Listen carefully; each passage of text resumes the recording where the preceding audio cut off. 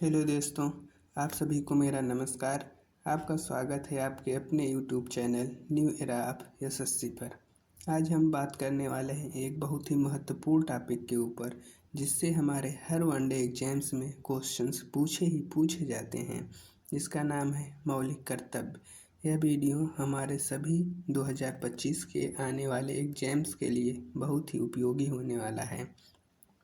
तो सबसे पहले हम इस वीडियो में बात करने वाले हैं मौलिक कर्तव्य के बेसिक्स क्वेश्चंस के ऊपर। उसके बाद हम मौलिक कर्तव्यों को कुछ ट्रिक्स के माध्यम से याद करने की कोशिश करेंगे। तो चलिए स्टार्ट करते हैं। क्या है कि ये हमारे संविधान में कहाँ पाया जाता है? संविधान के भाग 4A में पाया जाता है। भाग 4A में पाया जाता है, लेकिन अनुच्छेद कौन सा है? अनुच्छेद 51A है। तो चलिए, और इसको हमारे संविधान में मूल रूप से नहीं जोड़ा गया था। इसको 42वां संविधान संशोधन 1976 के द्वारा जोड़ा गया था। जो समिति थी इसको रिकमेंड करने वाली, उस समिति का क्या नाम था? तो उस समिति का नाम था सरदार स्वर्ण सिंह समिति। वर्तमान में मौलिक कर्तव्यों की संख्या कितनी है? तो वर्तमान में मौलिक कर्तव्यों की संख्या 11 है। मूल रूप से कितनी थी? यह मूल रूप से 10 थी। तो 11वां कब जोड़ा गया? 11वां मौलिक कर्तव्य। तो 11वां मौलिक कर्तव्य 86वां संविधान संशोधन 2002 के द्वारा जोड़ा गया था। देखिए, ये पूछा हुआ प्रश्न है कि किस प्रधानमंत्री के कार्यकाल में हमारा मौलिक कर्तव्य जोड़ा गया था? तो हमारा मौलिक कर्तव्य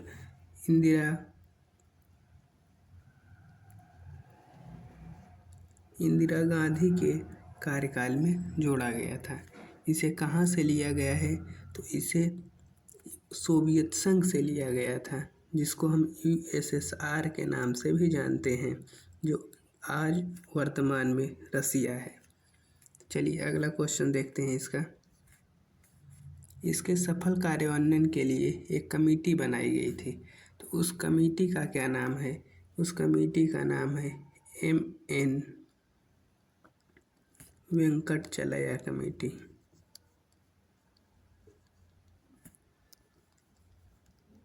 MN वेंकटचलैया कमेटी। तो ये हमारे कुछ बेसिक्स थे। अब हम देखते हैं अपने मौलिक कर्तव्य, 11 मौलिक कर्तव्य, जिसको हम कुछ ट्रिक्स के माध्यम से याद करने की कोशिश करेंगे। लेकिन उसके पहले आपको वीडियो को पॉज करना है और सभी मौलिक कर्तव्यों को पढ़ना है।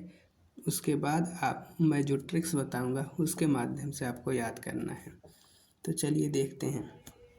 हमारा पहला मौलिक कर्तव्य क्या है?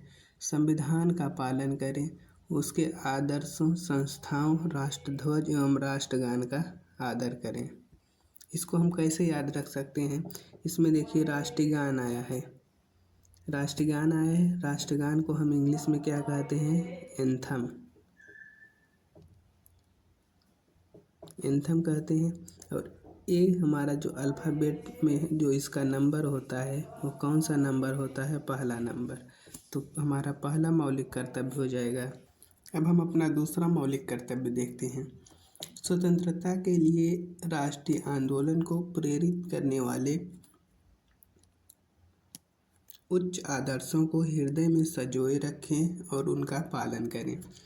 तो जब इसको कैसे याद रख सकते हैं? आंदोलन को प्रेरित करने वाले उच्च आदर्शों को हृदय में संजोए रखें।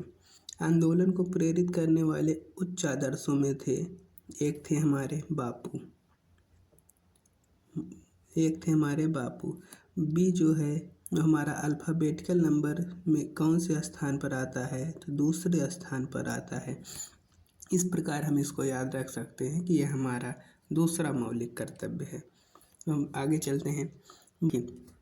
तीसरा क्या है? भारत की संप्रभुता, एकता और अखंडता की रक्षा करें तथा उसे अक्षुण्ण रखें। कितने चीज़ों की बात की गई है? 3। संप्रभुता, एकता और अखंडता। जब 3 चीज़ों की बात की गई है तो इस प्रकार हमारा यह तीसरा मौलिक कर्तव्य हो जाएगा। इस प्रकार इसको याद रख सकते हैं।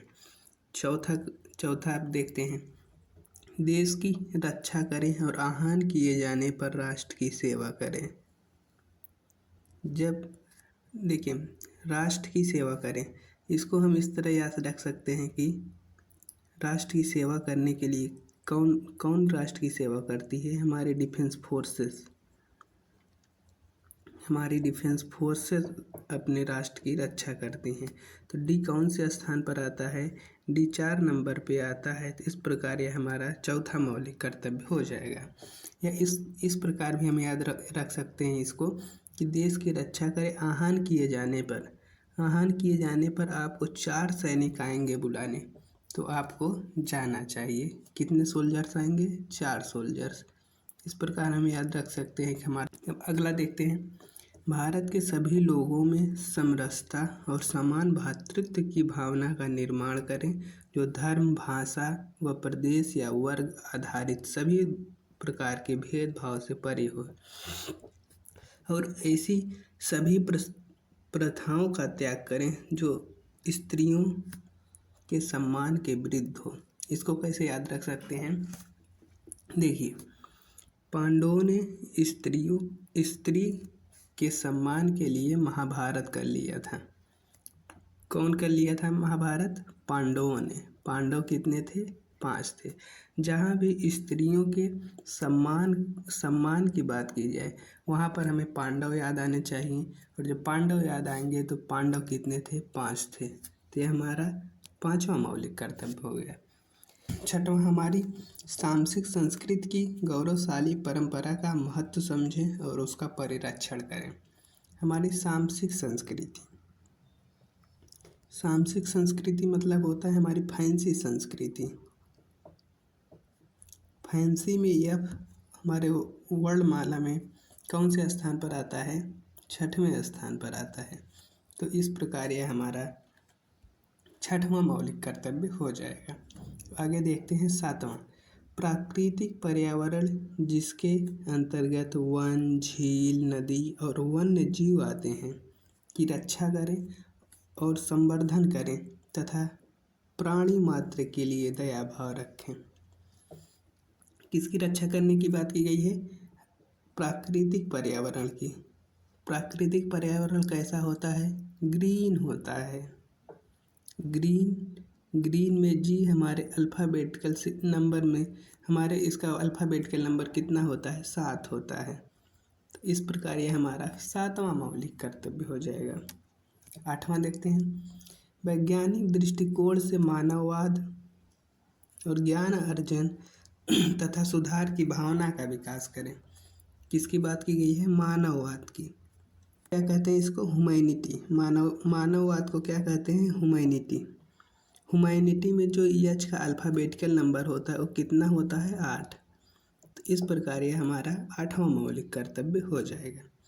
आगे देखते हैं 9वां, सार्वजनिक संपत्ति को सुरक्षित रखें तथा हिंसा से दूर रहें। किसकी बात की गई है? सार्वजनिक संपत्ति। सार्वजनिक संपत्ति का नाम सुनते ही हमारे दिमाग में आ जाता है इंडियन रेलवे। इंडियन रेलवे कैसी संपत्ति है? सार्वजनिक संपत्ति है। तो इंडियन में आई का अल्फ़ाबेटिकल नंबर कौन सा है? 9। इस प्रकार हमारा 9वां मौलिक कर्तव्य हो जाता है कि सार्वजनिक संपत्ति को सुरक्षित रखें।